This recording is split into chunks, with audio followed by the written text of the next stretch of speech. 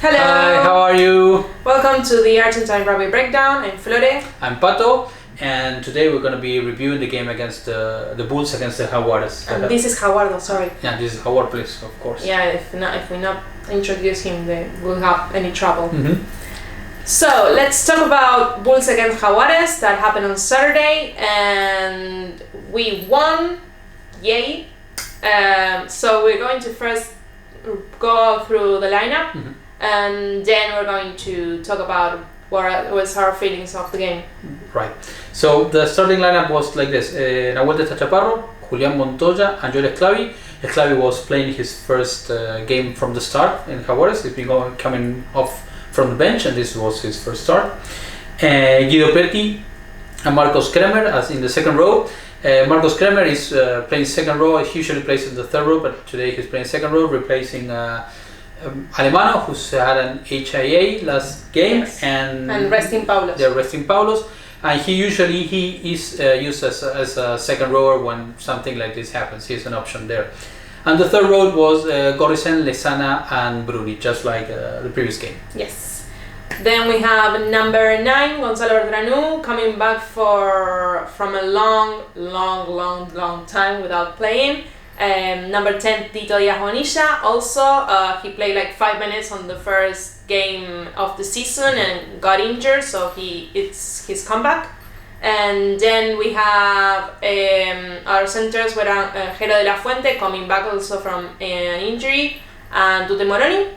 And we have wingers, Bofelli playing as a winger and not as a fullback, and Sebastián Cancellieri, and our fullback was Santiago Carreras. The replacements, we have the subs, Socino, Michael Vivas and Santiago Medrano, Lucas Paulos, Bautista Pedemonte doing his debut, and number 66 Jaguares yes. to start the game. Domingo Miotti, replacement as a number 10, and we didn't have any winger replacements, winger, because we have Juan Chimalia and Santiago Chocobares who can rotate and just play. Yes, they're going to be used as centers and utility backs depending on the situation. Yes. And we also don't have a second number 9 because Tomas Puelli got injured, and yes. he's back in Argentina recovering from the injury. So we only have one proper number 9, and in case of needed, Sebastián Cancellieri can play because he used to play number 9 in his club and some other Argentine teams. So we have this again. We saw a lot of changes with the team that went. Don't fall, Jaguardo. The team that went on field in the last game, and when we saw the game starting and we saw like the first 10 minutes and 15 minutes and 20 minutes and saw what Jaguares was doing, we started like, okay, what's going on? What's happening with Jaguares defense? Because for us, the defense is something. It's like a base of how Jaguares goes on field. They are very good at defending, and all of them, not only the old ones, so the old ones and the new ones are a very strong team in defense. And we didn't see that at all on the first half. They went to field and they scored really early in the game. The first try made by Bofelli, beautiful try, and then maybe without even thinking about it, like they were like more like relaxed and letting things happen along the way. And yeah, I don't know what happened. Yes, we think that Jaguares started strong. They scored the first try in the first couple of minutes, and I think they somehow unconsciously relaxed, and because they were so sure on the field that they were going to win, that they were superior to the other team, that they somehow just were not as focused. They just were not so focused as before, because the spaces that the Bulls found, they are not there. Jaguares defense yes.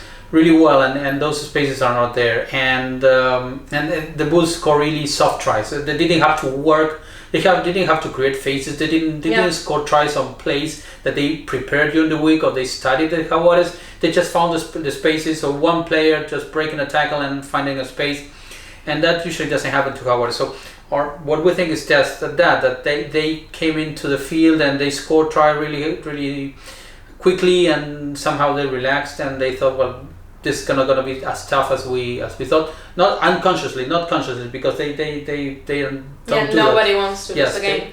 But I think that's a low point of Jaguares in this game. I think one of the highlights of them like playing yesterday were the line and the maul and the scrum. Yes, we got our balls on those formations. On those formations. Yes, on scrums and on lineup we got our balls. We stole lineouts. Yeah, about three. 4. Yes, we stole them. That's really good. Having not only Petty as a good jumper, but we also had as an option Gorrisen. Kremer, yes, and Gorrisen is also an option for stealing because he stole a ball. So one shoot something like that, and so he's a menace in the lineup for the opposition. So the hooker who has to throw in the ball, he has to think that he has two jumpers who can steal the ball, and then Petty and Gorrisen jumping number 2 makes it even harder because he's just in the face of the hooker, and so it makes it even tougher. The hooker has to be more risky in his throw to avoid him, and we saw that in the game. I think yes, we got our balls there, and it's an improvement from the previous game, at least in scrimmaging where we were struggling. Yes. This time it was better. Yeah. We can talk a little bit about number 9, number 10. They played together for the first time in a really long time. You said maybe 2018. It's yes, like the last time they played together. Yes. Gonzalo Bertranú and Joaquín Díaz Bonilla. Gonzalo Bertranú has come from a long injury. Like last year, he didn't play at all. Like Tito did. He was a regular number 10. So his comeback is from a shorter. Yeah. He's been out of training or really playing the last couple of 3 weeks. You said he played on Racing. Yes, he was a medical joker on Racing Metro during Racing 92. Not anymore. Not anymore.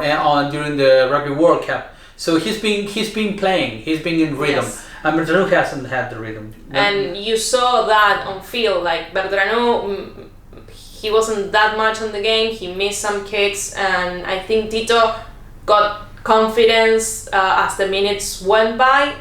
The first 2 tries he couldn't convert them. One, it was kind of difficult. The second one was really easy and he couldn't do it, but he got confident, and not with the kicking to the post, but yes, with the kicking on the game and reading the game.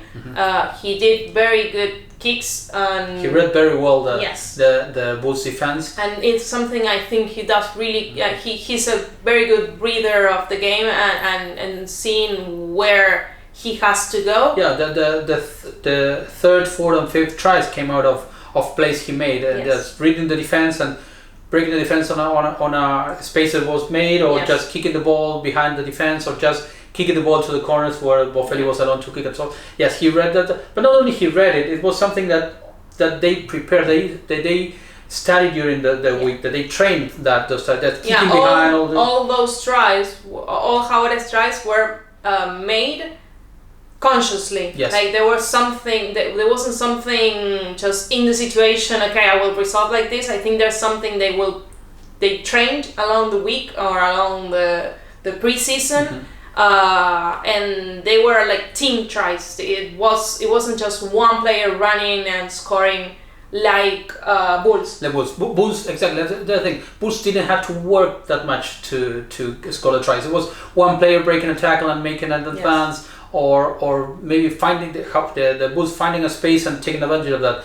But they didn't work that much as a team to get the tries. Jaguares, on the other hand, the tries came out of plays that maybe not only were studied, but they were consciously making them. They saw where the space was. They were moving the ball to get to make the spaces and to attack. So that's also a reason. I mean, the Bulls, the tries were easy tries, were soft tries. If Jaguares had been defending the way they've been defended, at least the way they defended against the Stormers, I don't think the Bulls would have ever scored. Or the last 15 minutes. Last 15 minutes. the Bulls wouldn't have had any chance of scoring really, because they didn't consciously broke or make plays to score. They were poor in attack and they were extremely poor in defense. And we saw how poor in attack they were during the last 15 minutes when they had the ball. We had the chance in the Jaguares 22, and they didn't make any play or any movement to try to shift the Jaguares defense. The Jaguares was so strong there.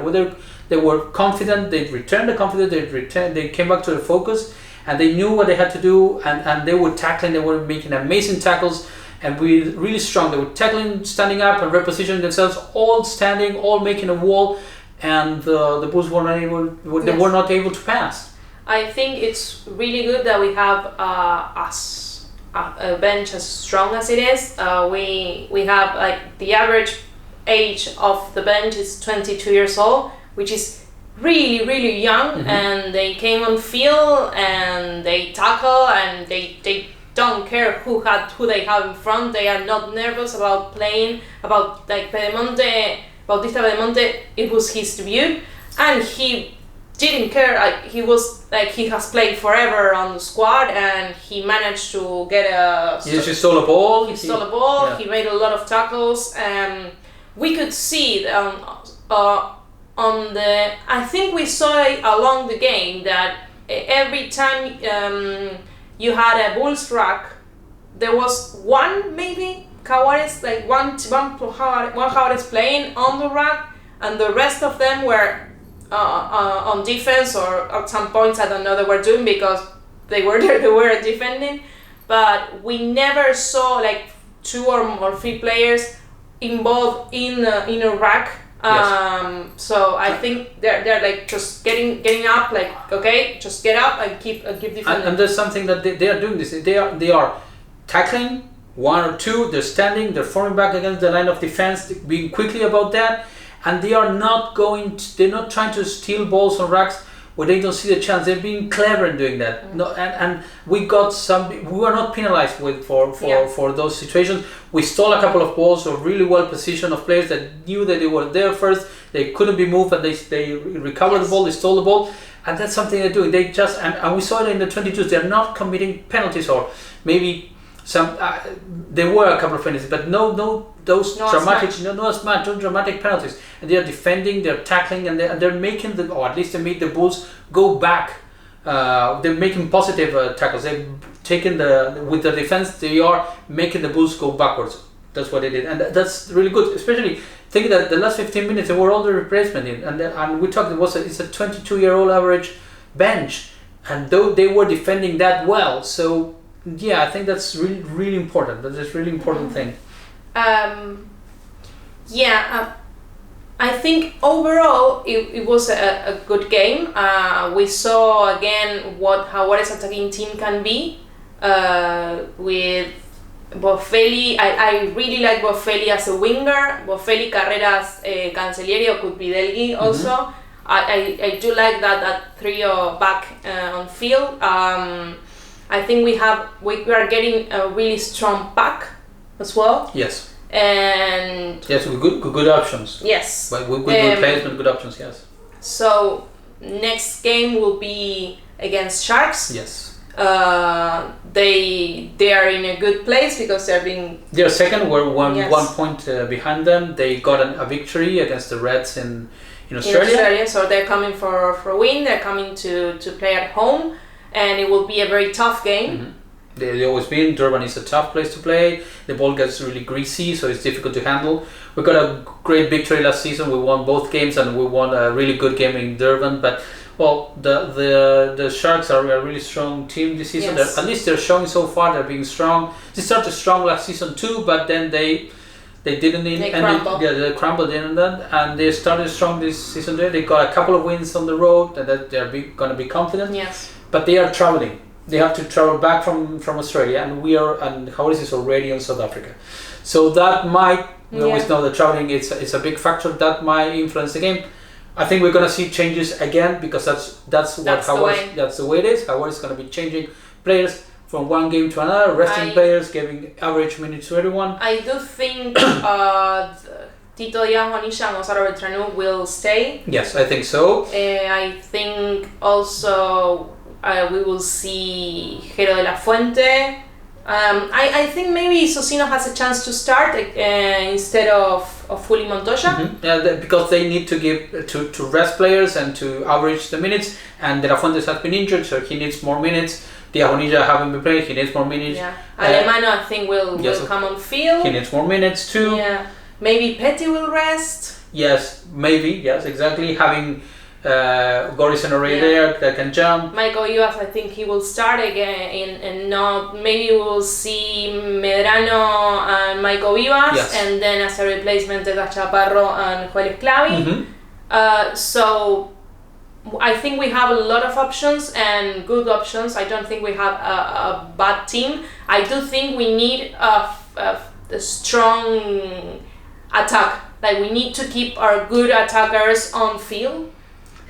For this game, because it's I think, well, of course we always want to win, but I think we are in the conditions that what you said, like Sharks is coming on, like they have to fly, so we are in the conditions of winning the game, so we need to put some good players and good attackers, and I think the game will go in the same style as Wolves, because the Sharks has very strong pack as well. They have a very strong pack, and they will go to like press. Yes, if we can manage that, if we can control tackling, because the Sharks score also a couple of tries this weekend out of broken play, out of the Reds' really bad defense. So if we can have the defense that we show against the Stormers, I think we can win the game. The team has been showing that they study really well the rivals, that they know how to play, that they know what they want to do on the field, and when they show up, I mean, when they're focused, they can be a real menace.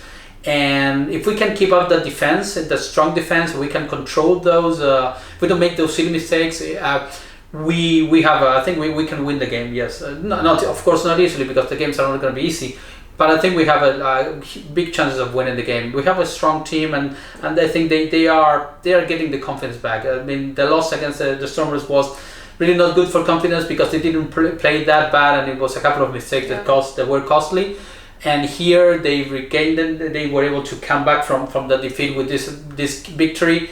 And I think they're gonna focus and have a good game against the Sharks. And I think it will be nice to come back from the tour with at least a second victory. A second victory, and in second position in the South African Conference. Well, we might get maybe first, because the Stormers they have a bye, so the Stormers are not playing. So if we win, we are going to be in the leading with one extra game against the Stormers, but we're leading the conference, and that's going to be good. Yeah, I think for confidence it will be good, and to come back to Buenos Aires and play local against. I don't think it's the Highlanders. Yes. Highlanders. So that's our review of the game.